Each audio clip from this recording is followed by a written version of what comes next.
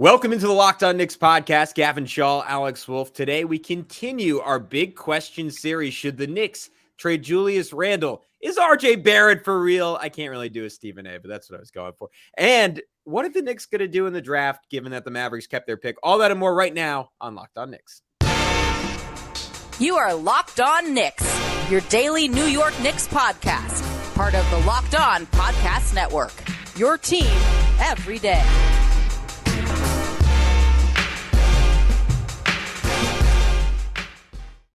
You are Locked On Knicks, your daily New York Knicks podcast. I wanted to thank you for making the Locked On Knicks podcast your first listen today and every day. These are now available on all platforms, and that includes on YouTube and wherever you get your podcast. But remember to subscribe, comment, and hit that notifications bell so you never, ever miss an episode on YouTube. And I don't say this enough. Please leave us a 5-star reviews on iTunes because it helps more people find the podcast, and it makes us super happy, even if you write that my face is funny. But who's talking to you? My name is Gavin Shaw, your favorite play-by-play broadcaster's favorite play-by-play broadcaster. He's Alex Wolf, editor-in-chief of The Strickland, the greatest Knicks website in the whole wide world. Alex, we are starting off in a somewhat familiar place. We've touched on it tangentially in other episodes, but we had to explore it in full in this segment, and no doubt numerous times over the summer with guests and mailbags. But this is our introduction to the topic. Should the Knicks trade their two-time All-NBA power forward who does not play well in the playoffs, certainly not when he has 2 sprained ankles, Julius Randle? Yeah, and that's like you just like underscored the whole thing, right? Like we still don't quite know what to make out of Julius Randle in the playoffs, because the one like glimpse that we got like in game 5 against the Cavs, like he really started playing well and then sprained his ankle again. And so it was like he just finally seemed like he was finding his footing, like because obviously he was coming back from a sprained ankle to begin the playoffs too. So it's like was coming back for game 1 off a sprained ankle, sprains it again in game 5, where he's finding his form, and then probably comes back too fast off of it. As someone who is, I don't know if I've hammered this point home enough. I have very brittle ankles. I've sprained my ankles a lot in my life, and like I don't have a pro medical staff behind me, but like even with a good tape job and whatever, like you can't trust it until it's healed. And it definitely didn't heal in like 3 days after he sprained it a second time. All that is to say, some people be like, well, stop making excuses for him or whatever. Like if he wasn't healthy, he shouldn't have played.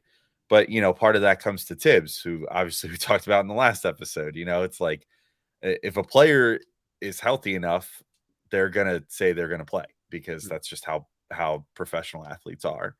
But this isn't a referendum on just Julius's ankle. It's a whole thing. And I don't think we should forget just how good he was this year. You know what I mean? Like he was the Knicks' rock for this entire season up until he sprained his ankle in like game 77 or whatever game it was. And he is like, he was the All-NBA player for as great as Jalen Brunson was this year. Like he was the guy that produced so much offense, hit a number of clutch shots during the regular season, help produce offense for teammates, really stretch the floor for the Knicks in many ways by, we've talked about it a bunch, like the increased volume of 3-point shots, even though he only shot around 35%. Like that's huge, being able to just put those shots up and draw the defense out, clear the way for Jalen Brunson or RJ Barrett to get inside, or clear the way for a Mitchell Robinson lob. It's all important things that he did. So I think my answer as far as if they should trade him, I think they should only do that if they find the right deal. And if they, if it's to upgrade Julius Randle for, a more complete player, and one that has proven playoff success, or if it's like to, I don't know, like get, like if they were able to trade Julius Randle for like a top like 5-6 pick or whatever in this year's draft, and say, you know what, like we're going to throw Obi Toppin in there to start. Maybe we take like a small step back this year, but this is going to pay off in like 2 years because we think that this player that we draft is going to be a lot better. Then maybe that's a scenario I would entertain it. Granted, again, like you said, we're probably going to discuss this a ton of times this offseason, but I think it's like a nuanced discussion. Like there's a lot of different angles to it. He's a fantastic player. There's no doubting that. but it's also fair to doubt if he's a guy that's going to be able to take the Knicks to the next level. Now that you know you have a Jalen Brunson who can do that. Yeah, and this was something we were talking about pre-show, but I don't think the discourse is anything like what we had last summer. It's very similar. We had the discussion about Tom Thibodeau yesterday, and that was, I think it's kind of the same thing where last summer you and I were both on the same page where it's like, we have to get rid of these guys. Both of them have to be gone. And then for most of the year, like we looked like we were dead wrong in that assessment for both of them. And then come playoff time, like again, like it came in fits and spurts. It was like, oh my God, Julius is playing great. Oh no, he sucks again. He's not running back on defense and he's shrugging and everyone's pissed probably. Oh no, Tibbs didn't play Grimes down the stretch of the fourth quarter. And you go through these ebbs and flows. And to me, the answer with both of them is very similar. They're both floor raisers for sure. You're better with both of them on your team. But is there a higher ceiling with someone else in both spots? Or at least is there a possibility of a higher ceiling with different guys in those two spots? I would say absolutely. The question is, are you able to find those guys? And we can't be sure of that. I think at power forward, like I would like to be able to trust this Knicks front office because they've nailed trades. They've nailed the drafts. I think they've shown that their player evaluation is fantastic. So to me, it's more so about availability. And as we always talk about in this podcast, Alex, they're never really ones to undersell their own guys. So if they do go ahead and trade Julius, like I have every bit of confidence that it's going to be for the right deal. I think there is a world where you trade him for a player that's worse in a vacuum, but makes the Knicks better because it's someone who's an elite defender and an elite three-point shooter, who that actually is. Again, full offseason to go over that. Might be a rookie, might be an established player in this league. I don't think the Knicks are necessarily better with Obi Toppin. I hear the argument that there is a cascading effect to having him in, and you're going to move the ball more, and he's not going to pout, and he's going to give full effort on defense even when he messes up. But I'm still not totally confident, Alex, that Obi's like the elite shooter at that spot that I think the Knicks might need at that spot to really ascend as an offense. Yeah, I'm with you. And there's also something to be said for, like, we just talked about it in the Tibbs episode. A lot of these two are just intrinsically linked, but you know, Tibbs and Julius, like they just go hand in hand because they're the two guys that are like, have brought the Knicks this far. And yet you look at and say, are they the guys that could bring the Knicks a step further? Mm-hmm. But we talked about it in that episode that Tibbs kind of screwed the Knicks by taking both Brunson and Randle out for that one stretch in Game 6 against the Heat, and that involves Randle because like Randle just, no matter what, like if you swap out Randle for Obi Toppin, and look, honestly, I'd be open to the idea, you know, if you can get a great return for Julius Randle where you get, like, let's say that it was again like we've talked a little bit, and maybe we'll talk a bit again in a minute about like a guy like a Taylor Hendricks or something like that, who like looks like he might be like a great like hybrid, you know, 4 type, like big wing 4, whatever, maybe small ball 5 type player that can play good defense and knock down the 3 and has some pop, like sort of an actualized Obi Toppin with like actual like rim protection. Yeah. Like if you can use Obi as essentially a stopgap to let that guy get his footing and trade Julius Randle for that guy plus like other picks in the future to potentially open up the door for you to still have enough picks and contracts and young players and everything else to make another superstar deal, then maybe it's worth looking into. But I think those are the sort of deals I would look for Randle, more so than like I certainly wouldn't be like, let me trade Julius Randle for Karl Anthony Towns. Again, another thing we just talked about yesterday, but like that's at best, in my opinion, at least, that's at best a lateral move and possibly a downgrade, all for the sake of change. And I certainly would not move Julius Randle for that, because we talk about all the time too. We'd be hypocrites if we suddenly now we're like, let's just play NBA 2K all day. Yeah. You know, and like consistency matters. And we talked about that for years, and we're seeing it pay off for the Knicks. And they have a consistent roster now that's been together for a while. And I do think the one counter argument in terms of moving off him, but and not just a counter argument to Cat, not a counter argument to making the kind of deal that you suggested and just getting a floor spacer in that spot, is you're opening up those shots for RJ Barrett, who we're going to talk about in just a sec, like looking like he could be that guy increasingly. Quentin Grimes, I mean, we're begging for him to get up more threes and to have more opportunities on the ball. Emmanuel quickly. Like, I don't think either of us would have any issue with him playing an even larger role in the offense. But those shots don't come out of thin air, right? There are finite possessions, particularly for a team that is relatively slow paced. So those shots have to come from someone. And Julius Randle is the most obvious candidate. And I guess my concern there would be, and we can get into this in just a sec with RJ, like, can other guys on the Knicks either find more efficient shots when they have to create a good chunk of them themselves, or can they hit inefficient shots at the same rate that Julius Randle does? Because where Julius unfairly takes some crap is, like, he's not super duper efficient on paper, but you got to take into account, like, he is generally, when Jalen Brunson's not around or doesn't have the ball, like, he's the guy who gets stuck with the garbage shots for the Knicks, like end of shot clock, fade away, like self-created threes, drawing a triple team, and like maybe sometimes committing a turnover, but 2 other times finding an open guy in a corner. So, like, can the other Knicks, like, are they ready to start generating their own shots? I think a case for keeping Julius is, like, maybe RJ's still another year away from that. Maybe Grimes is still another year away from that. But at some point, you got to take off the training wheels. And even if it looks bad, you got to test those guys out if you think down the road they could be more efficient than Julius Randle. And if you already know that Julius is never going to be that dude.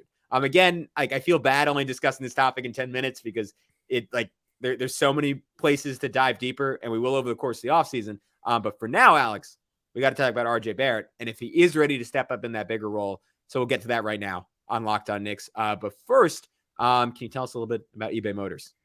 I can. And for a championship team, which of course the Knicks hope to become, it's all about making sure every player is a perfect fit, like perhaps Julius Randle. It's the same when it comes to your vehicle. Every part needs to fit just right. So the next time you need parts and accessories, head to eBay Motors. With eBay Guaranteed Fit, you can be sure every part you need fits right the first time around. Just add your ride to My Garage and look for the green check to know the part will fit or your money back. Because just like in sports, confidence is the name of the game when you shop on eBay Motors. I've told the story before, but I'll tell it again because I'm an eBay Motors customer for life after this. I had one of my hubcaps on my brand new Toyota Prius that I got in November just fly off when I was driving to work one day. And I went to the dealership and I was like, that's covered under warranty, right? And they're like, nope, it's going to be like $120 for that hubcap. And I was like, no. So I went to eBay Motors, and instead of getting new hubcaps, I got these little like emblems that go in the middle of the nice aluminum wheels underneath. And my car looks cooler now. And it only cost me $60 for all 4 wheels. Pretty sick. After all, it's easy to bring home a win when the right parts are guaranteed. Get the right parts, the right fit, and the right prices on ebaymotors.com. Let's ride. eBay Guaranteed Fit only available to U.S. customers. Eligible items only. Exclusions apply. All right, and we're back, Gavin, to move from one polarizing Nick to another polarizing Nick. Go figure that we put these two in the same show. Again, much more discussions will be had. Like, we're going to probably do some player reviews where we do full episodes dedicated to these guys. But of course, this is just overarching big questions. We're just kind of trying to set the table for the offseason here. But a big question here, Gavin, is what we saw from RJ Barrett for real. I think we saw a bit of a renaissance in the playoffs. Like, he, quite frankly, had sort of a disappointing regular season. You know, I don't know if there's any other way to put it. His defensive prowess was not there, which we saw kind of come back during the postseason. And, you know, that was something that he just a year ago, even like before last season, was touting as something that he really wanted to be known for, was being a defensive stopper. And yet we didn't see much of that during the regular season. The efficiency just was not there as well. He wasn't able to like reclaim some of that good 3-point shooting that he had displayed at different points of his career. He ends up shooting 31% from 3 for the year on 5.3 attempts per game, which is just not fantastic. Shoots 43% overall, which also is not a great number. You know, it's certainly, like, if we just talked about Julius Randle potentially being harped on for efficiency at 46% from the field, 34% from 3, 43% from the field, and 31% from 3, doesn't really cut it for RJ. Also shot 74% at the line, which I think was a bit of an improvement for him. So that's a plus, and did get there 5.4 times per game and averaged almost 20 points per game again, 19.6, a very slight downgrade from the year prior. So, you know, I don't know that it was a bad year for RJ, but it was it was a tough year during the regular season. And yet, Gavin, then we saw this huge resurgence during the playoffs for him that maybe gave us some hope, and once again has given this sort of look at what RJ could be. Yeah, I think the greatest sign for me was that the seeds of what he did in the playoffs were planted towards the end of the season. And we were both noting, like, as the final 10, 15 games are going on, like, hey, he's still not really making shots for the most part, but he's starting to actually pass when he's doubled, when he drives. And when Obi Toppin's doing his I just crap my pants. I need to run away dance when he's open under the basket and jumping up and down over and over again. Which RJ, I think, leads the NBA in inducing those moments in his teammates, or at least did. But then all of a sudden just started to like make the right decision over and over and over again. If there's one thing we've never questioned with RJ Barrett, it's his ability to draw a crowd going downhill. And once that happened, you saw that combine with far better shot making in the playoffs. All of a sudden, those 4 or 5 foot push shots that always seem to be either 5 inches short or 5 inches too long, like they were going in time after time. All those threes, like he had a few bad games in the playoffs that sullied it, but by and large, like I'm going back to like game 2 against Miami, 5 for 9 for 3. Game 4 against Miami, 3 for 5 from 3. Game 3 against Cleveland, 3 for 6. Like those were some big performances in big moments where teams dared him to hit shots, and whatever he did with Drew Hanlon, like, really worked. Of course, the last game from him was by and large terrible, went just 1 for 10, but had that 9 for 10 performance from the free throw line. And that was what we saw consistently, his ability to attack, his ability to finish, and his ability to find a way to impact the game while not being a total liability defensively. Like, I just saw a lot of things process-wise that I think will translate well. But of course, Alex, we've seen similar flashes from RJ in the past. I don't think exactly the same, because I don't think we ever saw this level of passing, but we've seen similar flashes, certainly in terms of his scoring, and then they've gotten away. And last year at points, it got really, really bad. So can we believe it this time, or can we not?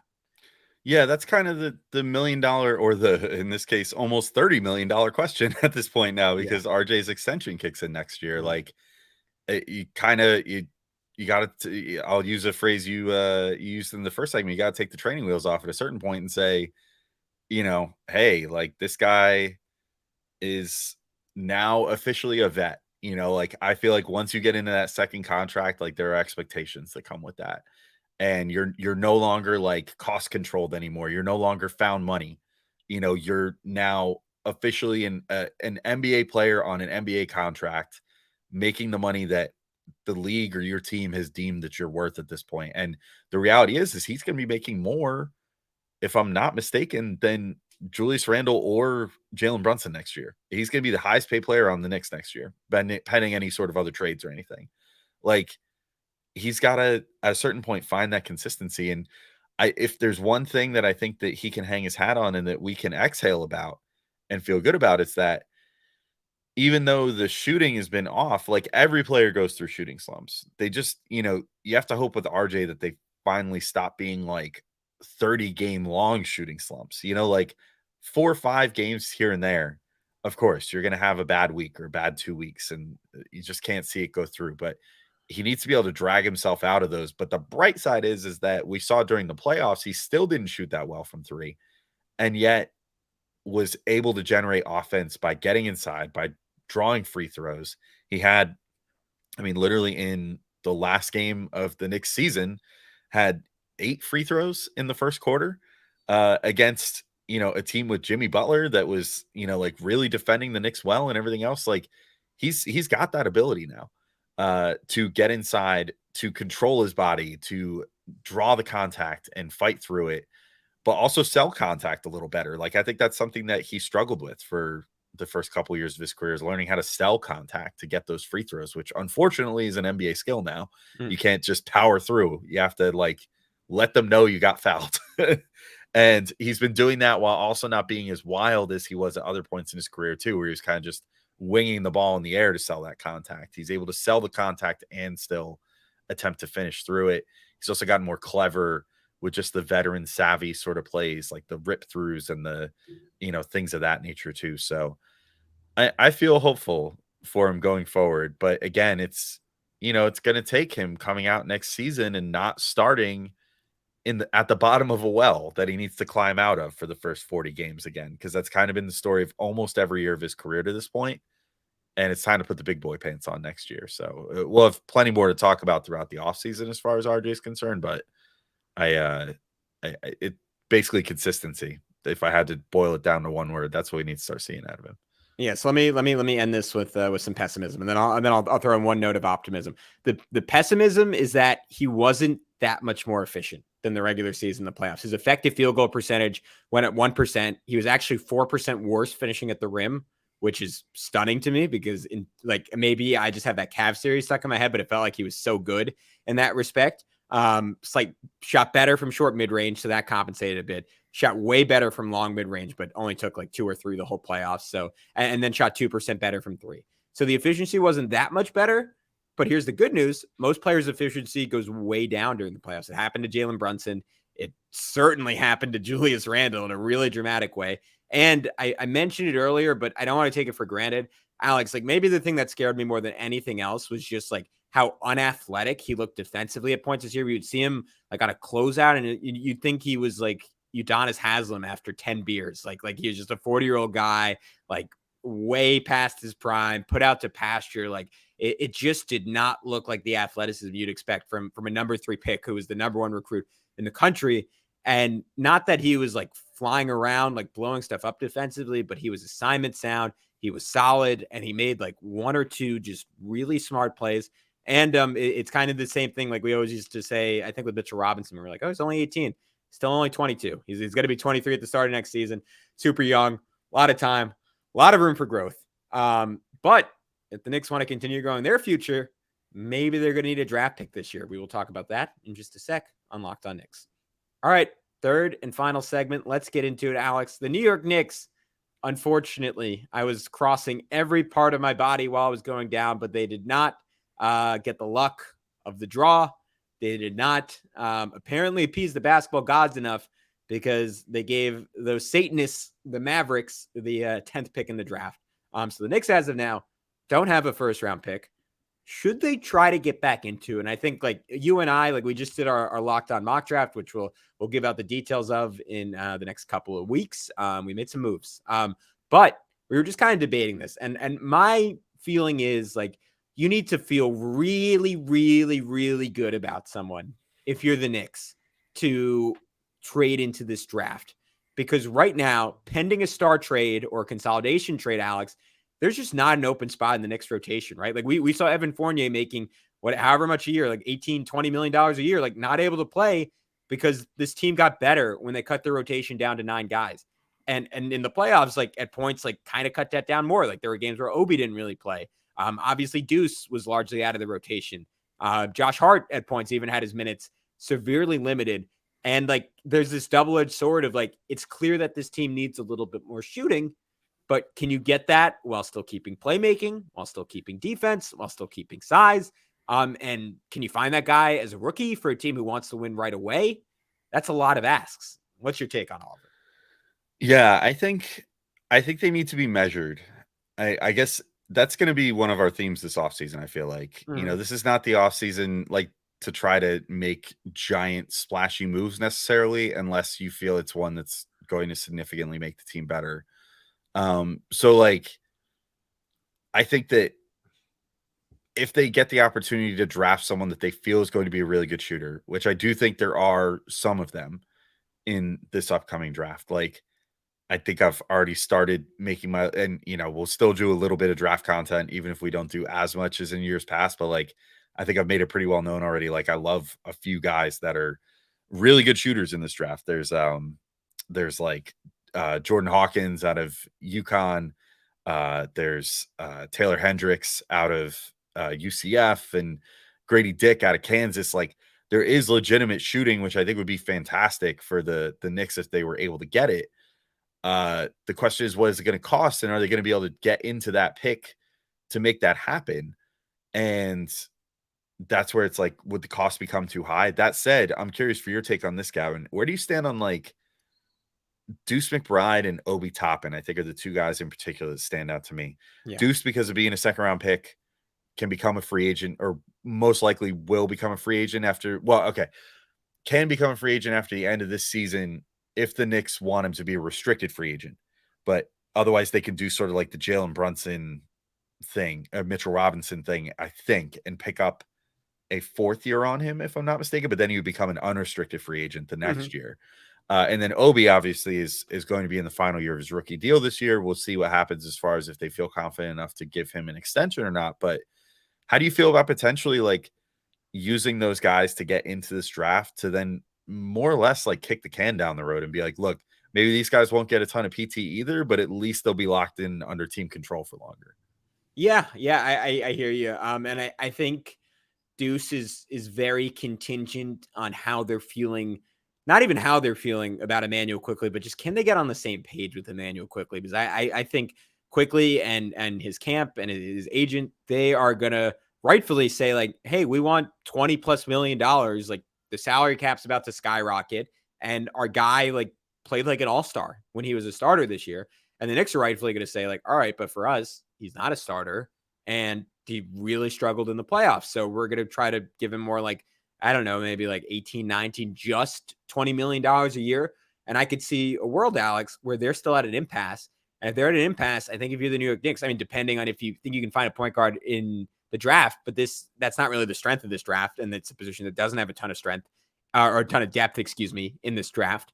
I kind of think you want to hold on to Deuce McBride because I think if his shot develops, like he is kind of the picture perfect backup to Jalen Brunson in that he is a change of pace. And of course, he is not in the same universe as Emmanuel Quickley as a player. But if you're going to use Quickley again as bait for a star or just in a trade to get a wing of similar ability, which I'm not saying I'm rooting for, love Emmanuel Quickley here, then you got to think about holding on to Deuce. And Obi Toppin, it's very similar, but I am with you that, again, you're not going to directly turn him into someone like Taylor Hendricks because Obi's stock just isn't that high. But I am totally down to go for someone with a higher ceiling there, just because with Obi at this point, like what he's going to be 26, I think, at the start of next season. Not that he still can't get better. And I think he will, frankly, like he will look a lot better in a different ecosystem where he's given like a guaranteed 25 to 35 minutes a night. But we know what it is with him and Julius Randle, right? As long as Julius is here, like this, like I feel like a robot saying this over and over again for 4 years, but like it's not going to change. He's not all of a sudden going to start playing 20 minutes a game. Tibbs isn't all of a sudden going to start going small. Like that situation is what it is.